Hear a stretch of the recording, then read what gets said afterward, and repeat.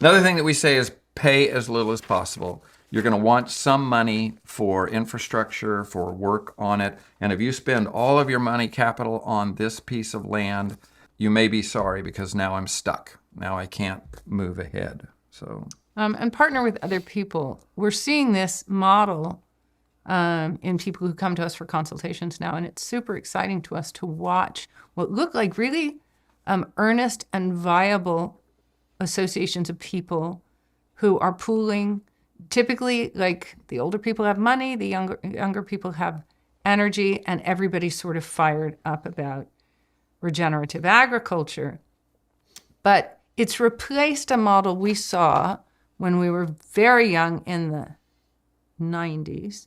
And we were listening to people say, we all need to move to the country and share a farm. And we just sort of watched from a distance thinking, well, how's that going to work? And in point of fact, it never worked. It didn't happen. People talked, but making that mesh didn't happen. We're seeing it happen now. And one huge advantage to that is the older people get the energy from the young people. The young people don't have the capital, and the older people do. so what would we say is some qualities that you would want to look for in a farm? I like having woods because I want to heat with wood. So I don't want it to be just pasture. We like to use the shelter of woods as a way to give our animals a break from the sun and things like that. So we see woods as good there. But we also like topography that's rolling to a degree. Totally flat means that the crop people like it too. But when it's rolling or when it's got woods and stuff like that, they're less interested in it. And it's got the potential of water coming out of the hillside, gravity, being able to move water. There's a lot of advantages to that kind of. What I want to see on a piece of land is I want to see a working ecosystem.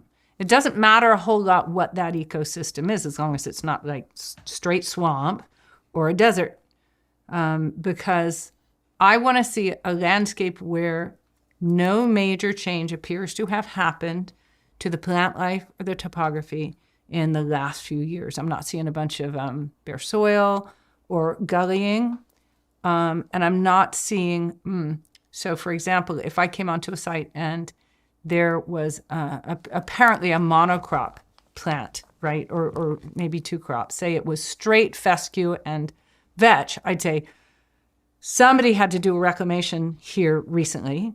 They seeded it out in fescue and vetch. And I don't yet know what this land is capable of doing in the way of supporting itself, and especially if its two primary functions are going to be sunlight capture and rainfall harvesting. And if it's not already doing those things, I'd worry a little.